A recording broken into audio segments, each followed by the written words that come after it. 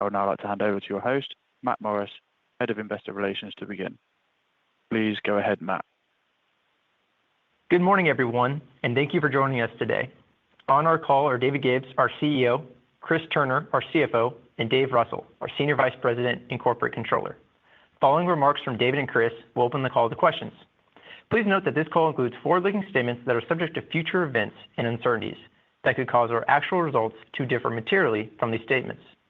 All forward-looking statements are made only as of the date of this call and should be considered in conjunction with the cautionary statements in our earnings release and risk factors discussed in our SEC filings.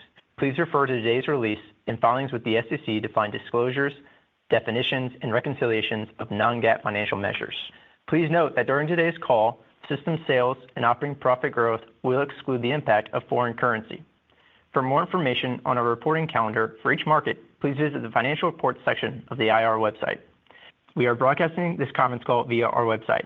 This call is also being recorded and will be available for playback. We would like to make you aware our second quarter earnings will be released on August 5th with the conference call on the same day. Now, I'll turn it over to David. Thank you, Matt, and good morning, everyone. I'm thrilled to report that we delivered a strong first quarter with core operating profit up 8%, fueled by exceptional results from our twin growth engines, Taco Bell US and KFC International. The success evident in the performance of these two businesses reflects significant and durable competitive advantages, including the operational advantage provided by our AI-powered digital platform, Byte by Yum. Our ability to quickly integrate new technology that leverages Yum's vast proprietary data sets into our digital ecosystem, along with an ability to scale and grow with highly capable 3C partners, is an enormous competitive advantage in the global restaurant space. Earlier this quarter, I announced my intention to retire next year after what will be a 37-year career with the company. I reached this decision after much reflection and recognition of the great work that has been done over the last year to set up the business for long-term success. With the business in a position of strength, this feels like the right time for a transition, and having a year to identify a successor ensures we can do so thoughtfully and seamlessly. I'll be working closely with the board to ensure a smooth leadership transition. That said, I couldn't be more excited about the direction of the business and the momentum we're seeing across our key growth engines to start the year. Let's start with our twin growth engines. First, Taco Bell US delivered a staggering 9% increase in same-store sales, an impressive achievement, especially against a backdrop of soft industry trends. Notably, this quarter, Taco Bell saw a significant expansion in consumer penetration, reflecting our efforts to elevate our positioning and broaden our relevance, which helped us to grow traffic low single digits. Taco Bell's digital momentum is also accelerating. Byte by Yum has reduced system limitations, empowering Taco Bell's world-class advertising team to push creative boundaries. One area in marketing with enormous potential is the expansion of AI-driven decisioning to enable personalized experiences for consumers. For example, we are testing the use of these tools to enable us to deliver one-to-one communication to our consumers. Recall at the Taco Bell Consumer Day, the team shared that they expect to generate over $225,000 in additional per-store sales by 2030, or an approximate 10% increase to AUVs through expanded digital channels and loyalty membership. What truly sets Taco Bell US apart, however, is its unique ability to deliver compelling value while improving store-level margins, a rare combination in the industry. This winning combo helped drive an astounding 16% increase in operating profit for the quarter. With such a stark contrast in performance versus the industry, it's no wonder Taco Bell was once again named the #1 franchise by Entrepreneur Magazine's Franchise 500 for the 5th consecutive year. This honor reflects Taco Bell's brand strength, loyal consumer base, and the confidence of our franchise partners. Our other twin growth engine, KFC International, also earned top honors for the 2nd consecutive year as Entrepreneur Magazine's fastest-growing international franchise. Additionally, with 524 gross openings across 50-plus countries, KFC International outpaced its first quarter development plan. KFC International posted accelerating same-store sales and strong gains in brand perception, driven by bold investments in value, crave-worthy new offerings, and distinctive media and innovative partnerships. Globally, KFC International achieved low single-digit traffic growth, including in markets like China, which delivered its 9th consecutive quarter of traffic growth. This quarter also highlighted strong progress in the bold initiatives designed to meet the next generation of consumers and add new layers of growth. At Taco Bell, our first Live Más Café, a specialty beverage concept featuring drinks like chillers, agua refrescas, coffees, and more alongside the classic menu, launched in December and is off to a phenomenal start. The test location has experienced a 40% sales lift, with guests purchasing over 300 specialty beverages daily on average. Energized by this strong performance, we are planning a rapid expansion this year. Look for an exciting update on Live Más Café from Taco Bell in the coming weeks. We piloted Quench by KFC in 38 restaurants in the UK, the first KFC market to experience our innovative entry into the fast-growing specialty beverage category. A globally led initiative born from insights by Collider Labs, Yum Strategy Branding and Innovation Consultancy, Quench features 10 handcrafted drinks across 4 specialty drink categories: lemonades, refreshers, shakes, and iced coffees. Early results have been promising, with participating restaurants seeing growth in both transactions and beverage sales, outperforming previous specialty drink offers. Building on this momentum, we have expanded the pilot to Australia, where results are already exceeding forecasts and driving incremental traffic. Plans are in motion to scale to additional markets in the coming months. In the U.S., our bold new concept, Saucy, is exceeding expectations. Sales are at more than double the U.S. system average, placing this Saucy location among the top 15 locations in the KFC U.S. system. We're planning a phased expansion to at least 20 stores, targeting sites that allow us to unlock marketing synergies through geographic proximity. I'll now discuss the strategic drivers that underline our commitment to being the most loved, deeply connected, and always trusted brands for consumers around the world. Afterwards, Chris will provide a deep dive on our first quarter results, balance sheet position, and capital strategy, followed by our outlook for the balance of 2025. Starting with our loved pillar and our brands that champion consumer experiences. The KFC division, which accounts for 51% of our divisional operating profit, grew system sales by 5%, driven by 6% unit growth and 2% same-store sales growth. Internationally, we reset core value across several markets while modernizing the brand through menu upgrades and breakthrough innovation, including the Double Down Zinger in the UK, Crispy Naan in France, and Zinger Nachos in Australia. Sustained investment in the value layer improved our net value score by 7 points versus our largest competitor. Relevant partnerships and new media strategies also drove a 2-point gain in brand perception among younger consumers globally. A number of markets experienced meaningful momentum, including Canada, where same-store sales accelerated to 6%, reflecting strong consumer engagement following a collaboration with Mike's Hot Honey. Korea delivered 13% same-store sales growth and double-digit transaction gains, fueled by expanded lunch and snacking options and higher delivery sales. Africa recorded 8% same-store sales growth, supported by improving consumer sentiment and effective value-led promotions. U.S. performance was driven by a double value promotion, $5 bowls and the $10 Tuesday bucket, leading to low single-digit transaction growth. Taco Bell, which accounts for 37% of our divisional operating profit, delivered an exceptional quarter with system sales up 11%, fueled by impressive same-store sales growth of 9%.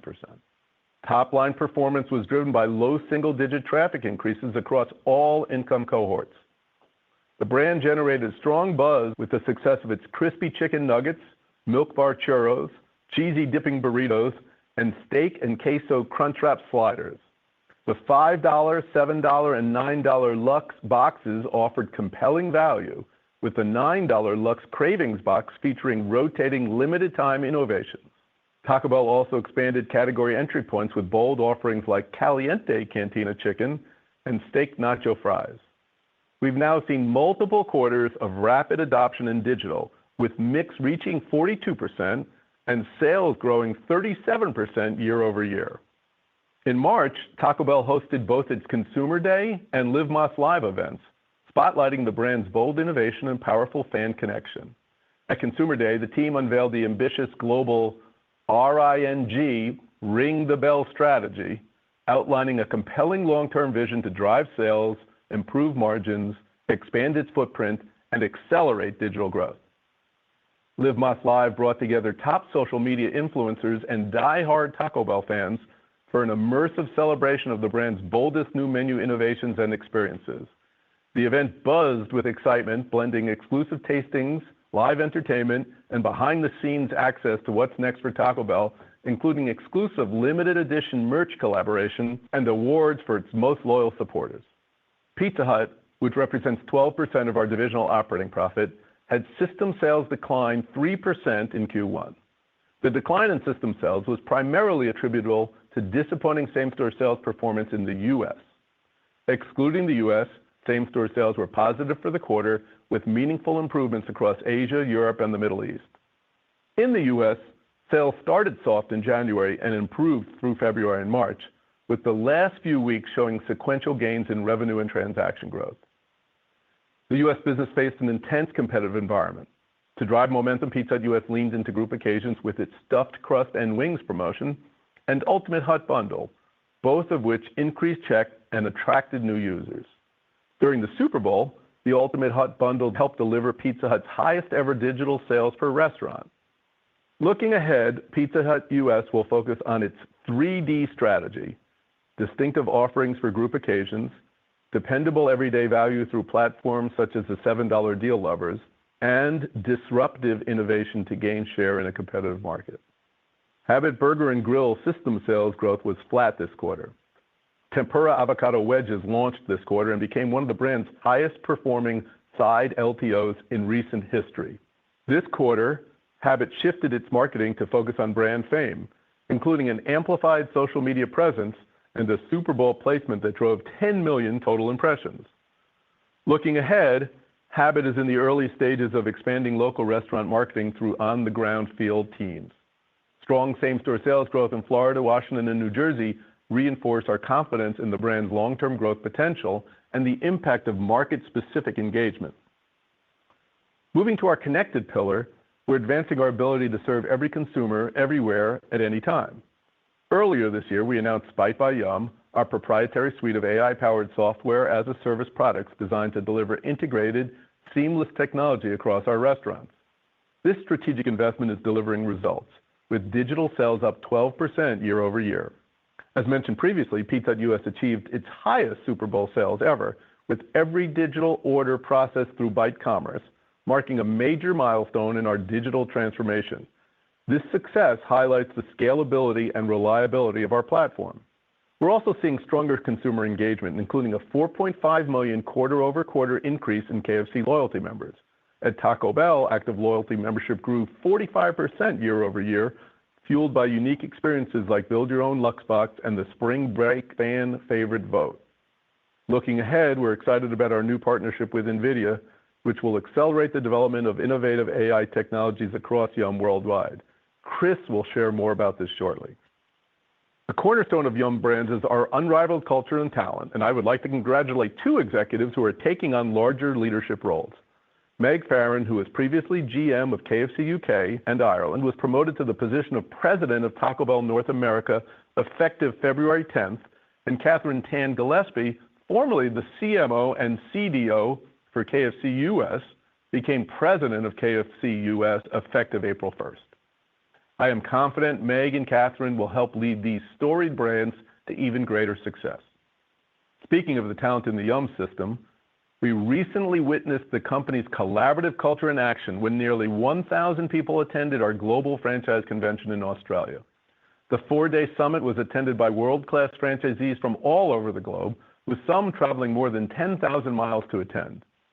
The power of each brand and Yum collectively was on display, demonstrating the advantages our system has in driving profitable growth for franchisees and Yum alike. This strong sense of unity and shared purpose among our global franchise partners is also reflected in the way the company integrates responsibility and community impact into its core values. Those efforts were recognized by the Conference Board, which presented the company with its Corporate Responsibility Award on April 23rd. The award celebrates organizations that have fully embedded responsible business practices into their core strategies, driving business efficiencies and creating long-term value.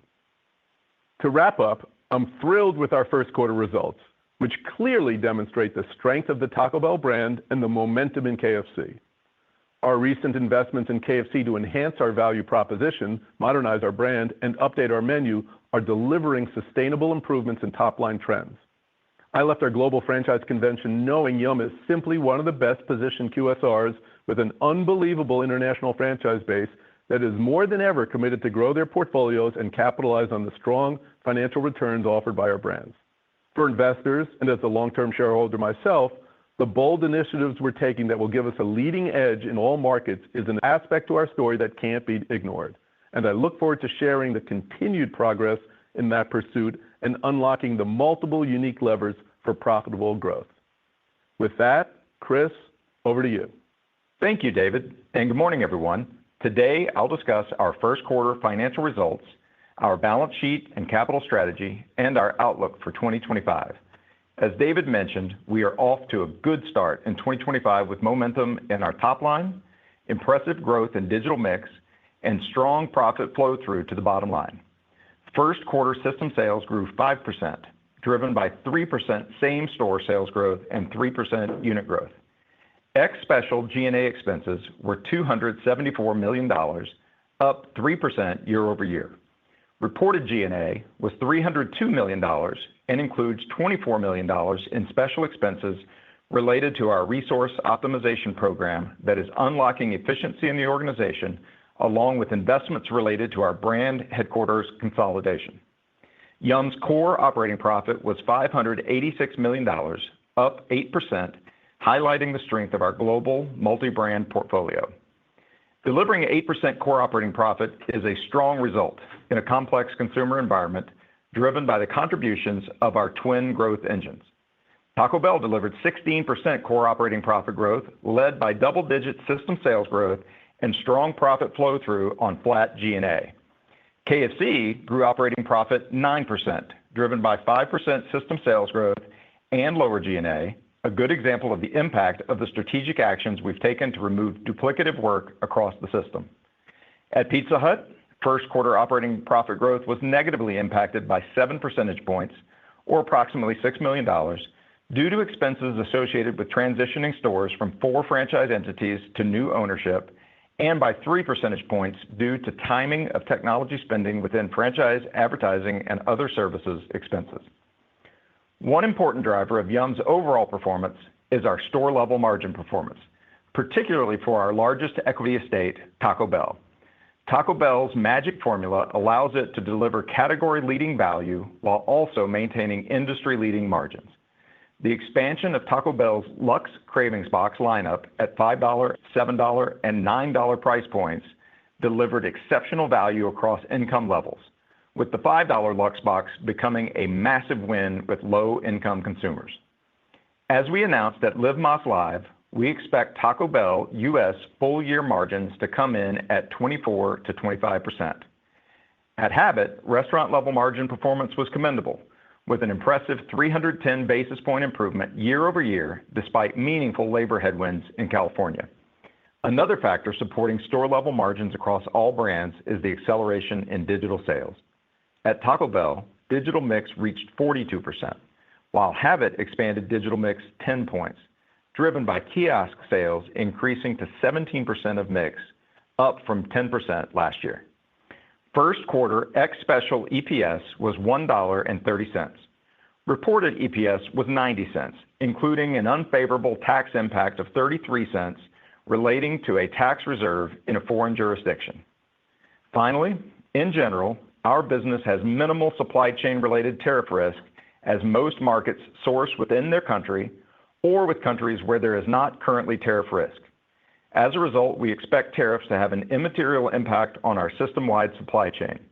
Our global scale offers our system advantages to drive supply chain efficiencies, and our expert teams are partnering with suppliers and franchisees on the limited items where there is potential impact.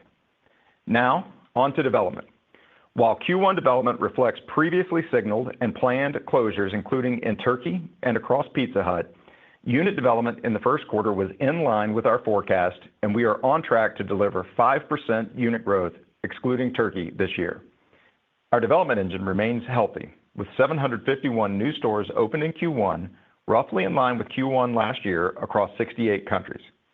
KFC led the way with 528 openings, the second highest for a first quarter in their history, driven by growth in China, India, Japan, and Thailand.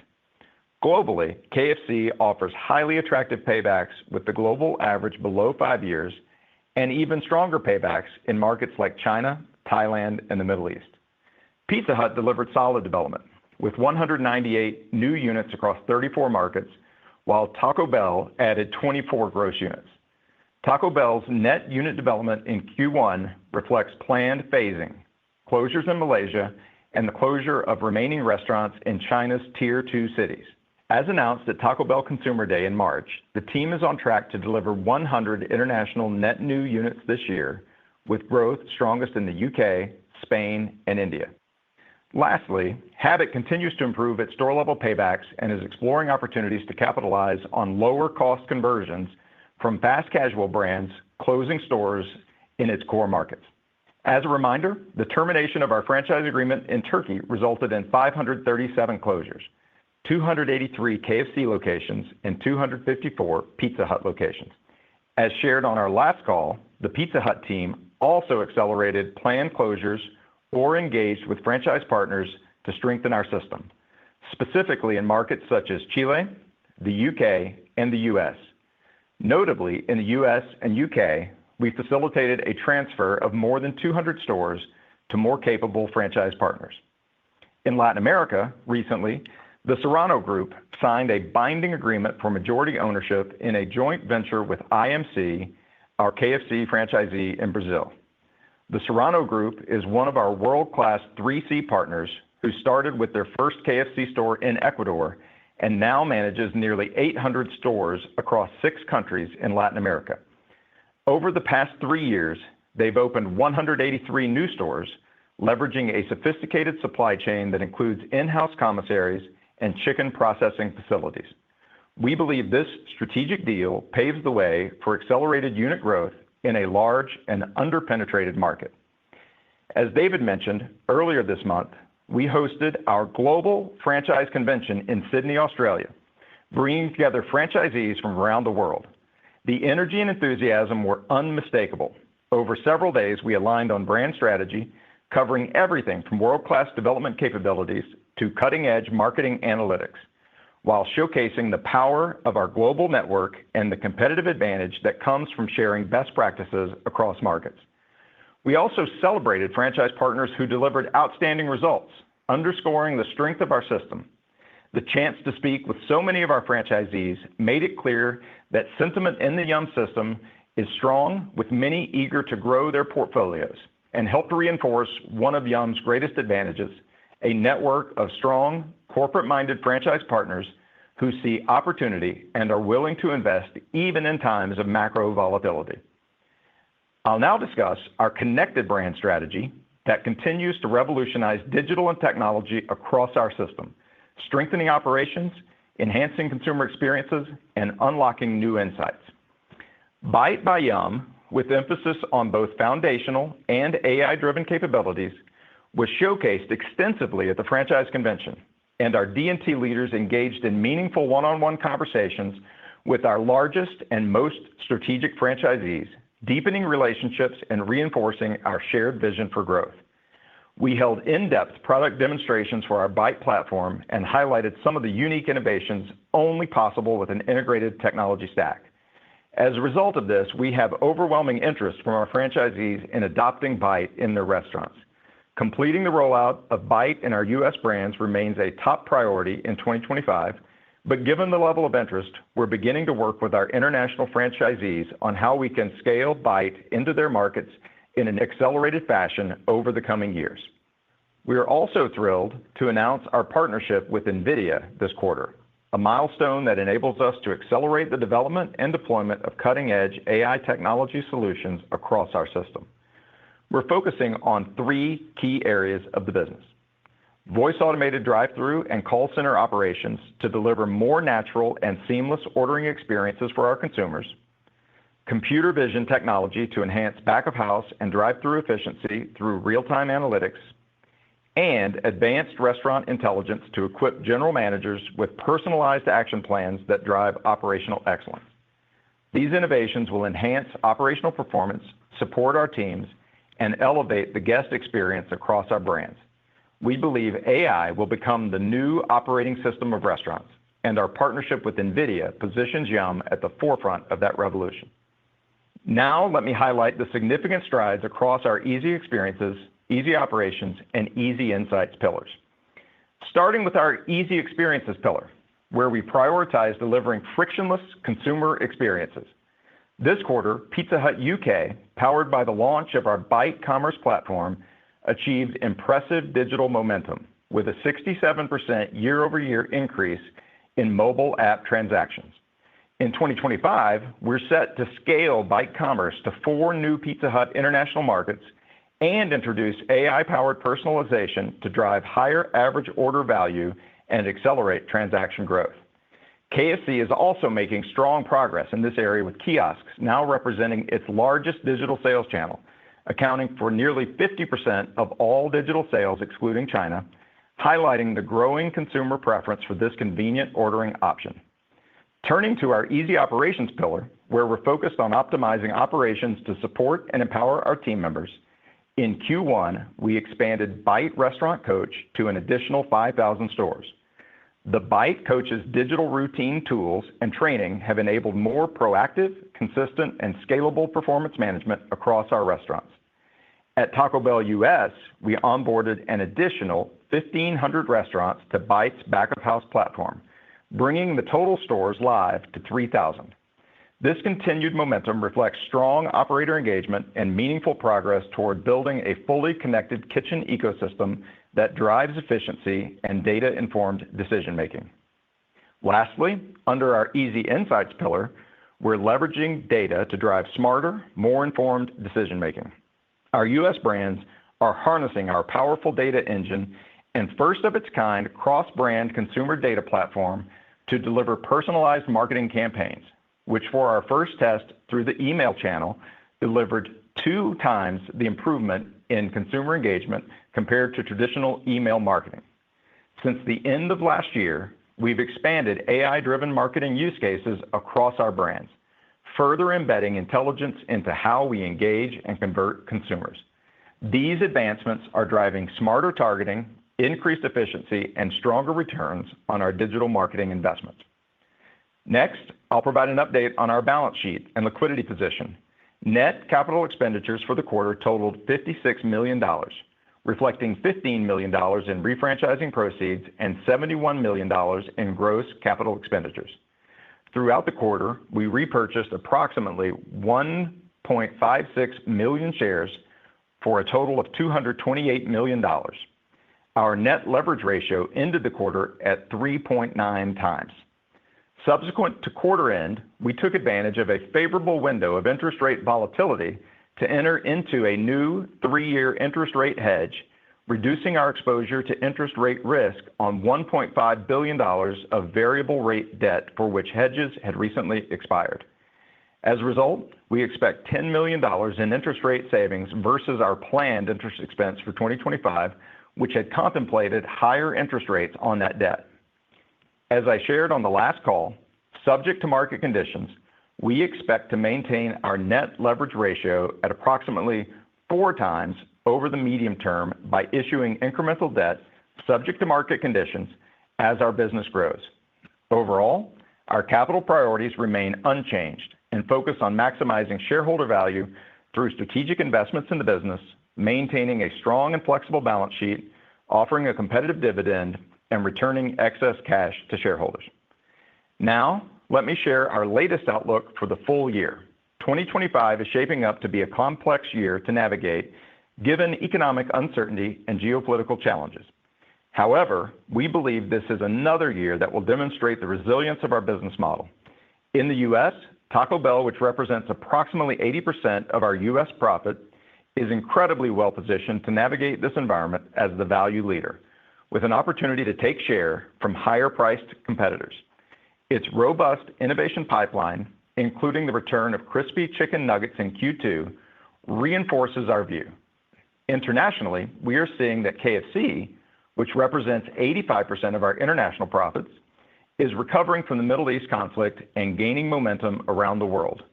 More broadly, the strength of our diversified portfolio of 4 brands in more than 155 countries, combined with our well-capitalized 3C partners, allows us to manage country-specific challenges and continue investing through uncertainty. Given these advantages, and after a strong Q1 performance, we remain confident in our plan to deliver 8% core operating profit growth this year, excluding the lap of the benefit of the 53rd week in 2024. As for the shape of the profit growth this year, in Q2, we expect to experience lower profit growth, in part due to one-time expenses such as our global franchise convention. As a result, we expect second-half operating profit growth to be higher than the first half, landing us on algorithm for the full year. Finally, on FX, with the US dollar's recent move lower, at current spot rates, we expect a $10 million tailwind to GAAP operating profit for the remainder of the year. To close, while the near-term macro environment remains uncertain, our leaders at Yum are focused on the long-term opportunity, the vast underpenetrated white space around the globe. We're making significant progress toward becoming a more efficient, adaptable, and data-driven organization. And in a challenging consumer environment, we remain energized by the momentum behind bold initiatives like Live Más Café, Saucy, and Quench, each offering distinct avenues to grow our top line and expand market share. Our 98% franchise structure, global footprint, and consistent cash generation give us flexibility and confidence no matter the near-term noise. With that, operator, we are ready to take any questions. Thank you very much. To ask a question, please press star followed by 1 on your telephone keypad now. If you change your mind, please press star followed by 2. Please limit it to 1 question per person. When preparing to ask your question, please ensure your device is unmuted locally. Our first question comes from Brian Bittner from Oppenheimer. Your line is open. Please go ahead. Thank you and good morning. My question is on KFC International. It's obviously a very important driver of the Yum model, and it was very encouraging to see the same-store sales for KFC International accelerate in the first quarter to that 3% level. We're sensing some worry by investors out there that perhaps American brands like KFC could be seeing softness outside the U.S. from geopolitical dynamics, although it's really hard to find evidence of that happening. So I would love for you to address your take on this and how you're thinking about the sustainability of KFC's improved trends moving forward. Thank you. Thanks for your question, Brian. Yeah, we agree. We're encouraged by what we're seeing out of KFC International. You mentioned the 3% same-store sales growth. Actually, there was an issue with Ramadan timing that negatively impacted the quarter. And if you backed out China, our sales internationally were up 5% same-store sales. So, and that growth is actually quite widespread. If you look at a table in our earnings release, you can see system sales was up in all 10 markets that we measure. So we are sort of putting the issues from the Middle East behind us in most of the world and feel good about the recovery there. And we have not seen, and we obviously monitor this and any other kind of consumer change in behavior. We have not seen any anti-American sentiment impacting our stores. One thing I will say is I think the team is doing an amazing job navigating this environment. They're leaning in a little bit more on value. The Canadian market was up strongly this quarter, leaning in on the $5 price point. Korea did a buy one, get one free. I mentioned some of the innovation that we're doing around the world. In the UK, we launched the Double Down Zinger Burger and stole share from competitors. In France, we had a really creative offering. I think I mentioned in the prepared remarks, the Crispy Naan Burger that drove really strong sales growth, outdistancing the market and taking share from others. So there's a lot to like about the recovery for KFC globally. It's widespread and sets us up for a good year on KFC.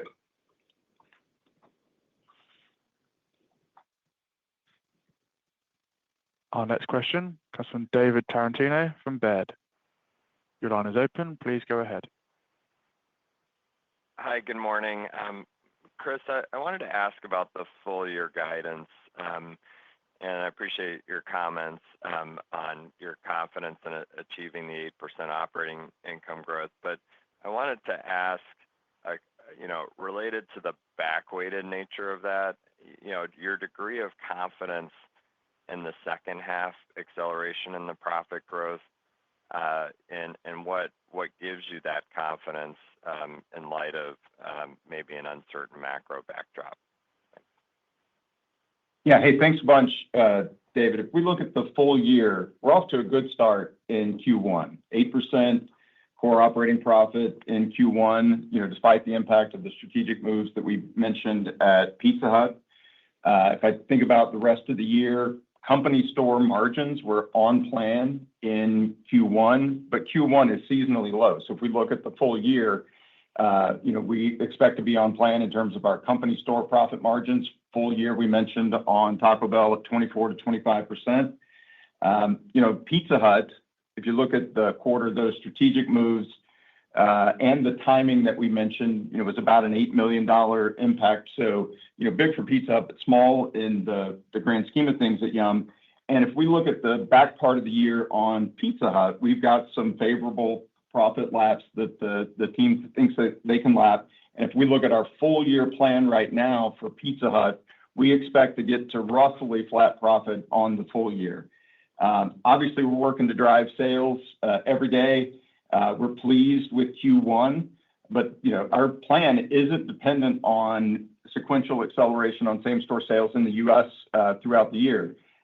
We've got plenty of levers to drive the full year profit. We're confident in the 8%.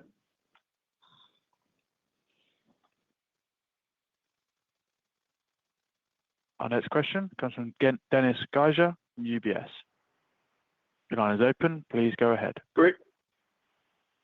Great. Thanks, guys. I wanted to ask another on the broader international or sort of impacts from the global macro environment, but specifically on store development across the portfolio.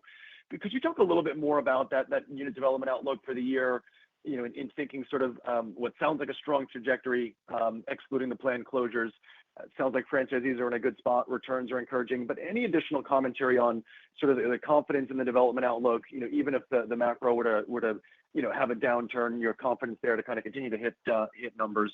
Thank you very much. Yeah, we're confident in the development plan. As we said, we were just in Australia with our global franchise convention. The mood was incredibly upbeat despite all the complexities around the globe. Our franchisees are confident in the future of our brands. And of course, as you know, our franchisees are larger and more sophisticated and well-capitalized on average than franchisees in other systems. So they think long-term and they invest through near-term noise. If you look at the year, gross openings in Q1 for the company were higher than in 2023. So we're off to a good start on gross. Really what we had were the planned closures in Turkey and the strategic closures in Pizza Hut. Of course, those closures were significantly lower volume than our system's averages, so the economic impact wasn't significant on those. KFC, second highest Q1 ever from a gross build standpoint. We opened in 53 countries in Q1 versus 43 countries last year. Paybacks remain strong in KFC. If you go to Pizza Hut, obviously Q1 was lower than normal given all the factors that we just described. But if we look at the next 3 quarters for the remainder of the year, we expect net development will be higher year over year. So on a full year basis, we feel good about the development plan. We feel good about the confidence of our franchisees. Yeah, and I'll just add, if you caught China's call this morning, they reiterated their confidence in their development plan and their guidance, which obviously is a big part of our development plan.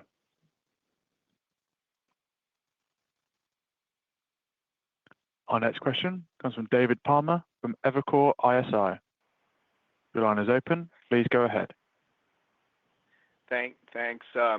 Yeah, David, congratulations on what will be. I just was checking this out on your bio that you're going to have a 37-year career at Yum, and yet somehow you still seem pretty young. So good job. Well done on that. That's pretty incredible. At Taco Bell, I wanted to ask you, Chris, on Bite. It feels like early days in a good way for Bite, not just at Taco Bell, but for Yum as an enterprise and for your franchisees at other systems. And What I wonder is, right now, maybe this is a period of investment in that you're going to be training models like your voice AI, for example, in the drive-through. It's going to be getting better. So maybe the benefits today are going to be a fraction of what they'll be as those models get stronger and more robust, and the fidelity is greater, and you get to over 90% fulfillment, and those things could happen more rapidly than we think. Maybe it's 1 or 2 years, and you have something that even becomes an external revenue source for Yum as you're sharing these tools and becomes sort of an AWS for you guys. So maybe a comment on that. And then separately on Saucy, we visited that concept down when we were at the ICR, and it's a great concept. I wonder what you're going to do with that. That was a converted KFC, but that kind of looks expensive. It's doing big volume, so maybe it becomes a growth concept in of itself. But maybe you can find some ways to sprinkle a little Saucy onto your existing KFCs in some more of an approachable price point. Thanks. Yeah. Hey, thanks, David. Two good questions. I'll start on Byte. The $1 billion we've invested in our digital technology strategy over the last several years is one of the best investments that Yum has ever made. And you're seeing it come to life. We shared a lot of the data and insights from the impact on the Taco Bell system at the Live Más Live event, the Consumer Day event just a few weeks back. The data is indisputable. Where we see Byte helping to drive digital mix expansion, you see faster top-line growth and faster bottom-line growth for our franchisees. And we're really just getting started. We've made a lot of progress in the U.S., but at our Global Franchise Convention, Joe Park and the team did an incredible job bringing Byte to life, and we had a ton of interest from franchisees there. So we're looking forward to how we grow Byte outside of the U.S., and that's our priority is to continue to deliver for our system. As you say, as we incorporate AI, the acceleration should continue in terms of the impact that we can deliver. I won't rule out someday that we may be able to serve restaurants beyond the Yum system, but our priority right now is serving our franchisees in the system. If I go to Saucy, as you said, it's a great experience, a great start with the concept Saucy by KFC down in that one store in Orlando. We're 4 months in, lots of learnings, but we're very pleased with the start. As we said on the call, one of the highest performing stores in the KFC system in the U.S. We are looking at multiple avenues to expand. Of course, we always, over the long term, grow with our franchise partners. So you could expect in the long term franchise stores and company stores. But we're being very methodical, making sure we pick the very best partners to work with. And we want to scale it while preserving the unique identity that comes to life when you're there in that restaurant. Plus, we've got to scale the supply chain and real estate that goes along with it. So more to come as we go forward on Saucy.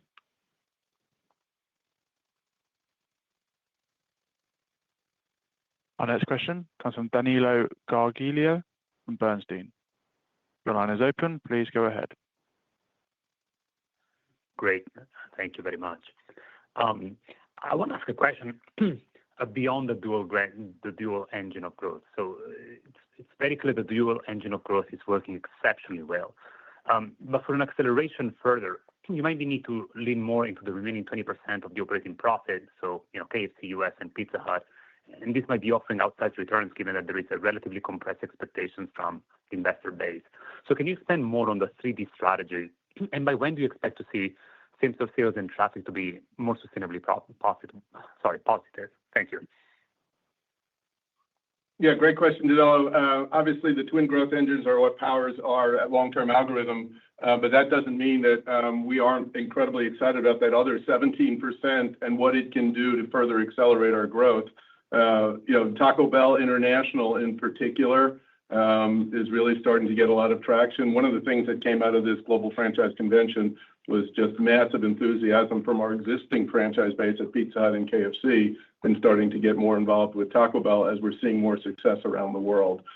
So we talked about that we'll get to 100 net new units this year, but their plans are much more aggressive as we go forward, and that will start to become a meaningful contributor to our growth model. In the U.S., KFC International, KFC US actually had positive transaction growth this quarter. And I think with Catherine Tan coming in to lead that business, some of the work that's being done on that traditional business, as well as the opportunity to leverage Saucy, as David Palmer had noted, I think there's lots of reasons to be excited about the future of KFC US. And then finally, at Pizza Hut, Pizza Hut's in a tough category right now in QSR in the US, and certainly the pizza category, with everybody reporting negative sales, is pressured. But we've obviously seen Pizza Hut have significant growth in years past when they get the offerings right for consumers, like with Melts and value. I know Carl Laredo, who just assumed the leadership role of Pizza Hut US last year around this time, has got big plans to grow the brand and accelerate expansion in the US and internationally. Aaron and the team have, as we've commented, have got pretty good positive same-store sales growth last quarter internationally, and lots of reasons to be excited about the recovery that's occurring there coming out of the Middle East. So we manage each and every business that we have as a growth business, invest in it, and have robust plans for their growth going forward. It's just we talk about the twin growth engines, obviously, because that's the majority of where our profit comes today. Our next question comes from John Ivankoe from JP Morgan. Your line is open. Please go ahead.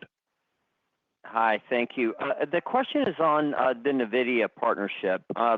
Really what Yum expects to accomplish, I guess, both in the short term and the medium term. And if you can help educate us of what is exclusive or proprietary or unique between NVIDIA and Yum that you will be able to take advantage of, that presumably many others in your industry that you compete against will not be able to. Yeah, thanks for the question, John. Obviously, we're incredibly excited about the partnership with NVIDIA. This has been over a year in the making. I was there in the first meeting with their team when we started to discuss this, and could see their eyes light up when they started to realize the capabilities that we had at Yum that we built with thousands of people in our tech department. In terms of what we're working on, obviously, a lot of that is going to be proprietary. What we've said publicly is, we're working with them on voice AI, we're working with them on vision, and we're working with them on, analytics. But we have 40 different AI initiatives that are, staffed and distinct projects at Yum right now. So there's a world of opportunity for us to work together, and I think they recognize that in the restaurant space, there's nobody that's built the capability that we have.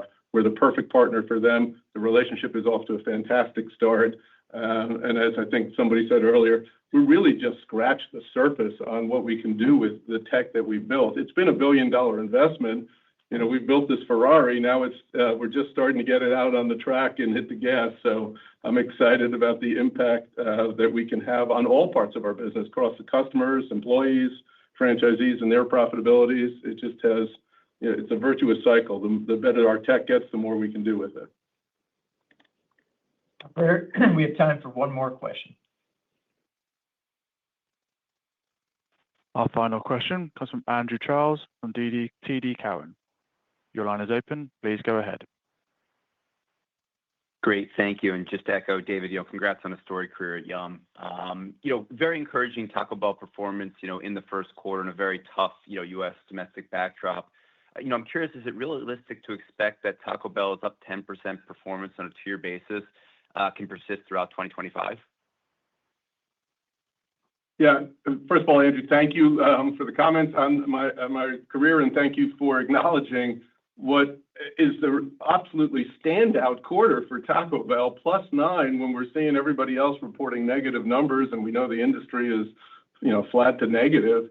And to the point about, well, the trends continue, obviously, I'm not going to give very specific guidance for the full year on exactly where Taco Bell sales are going to end, because it's, we're constantly navigating a changing environment. But I will say, in terms of April trends, we have seen a general continuation of what we saw in Q1. I know this is a tough operating environment for everybody else in the industry.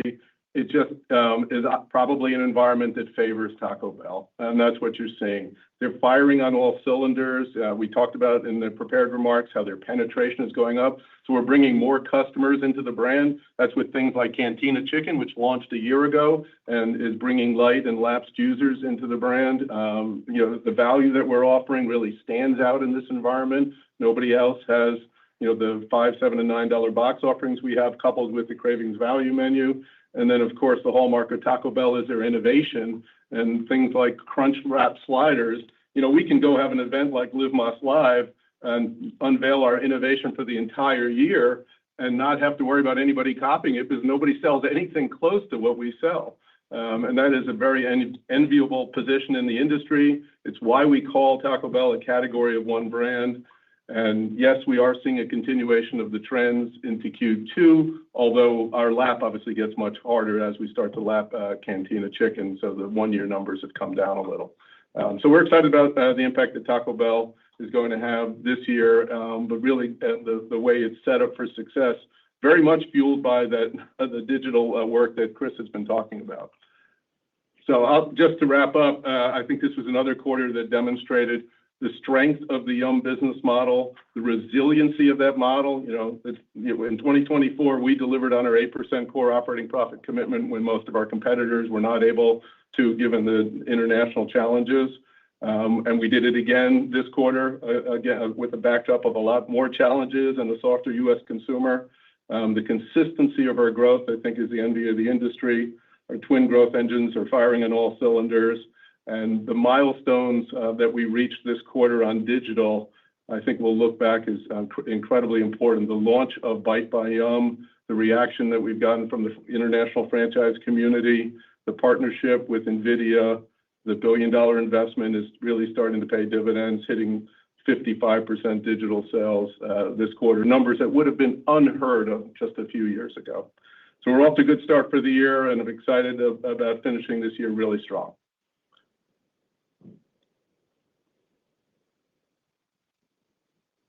This concludes today's call. Thank you very much for joining. You may now disconnect your lines.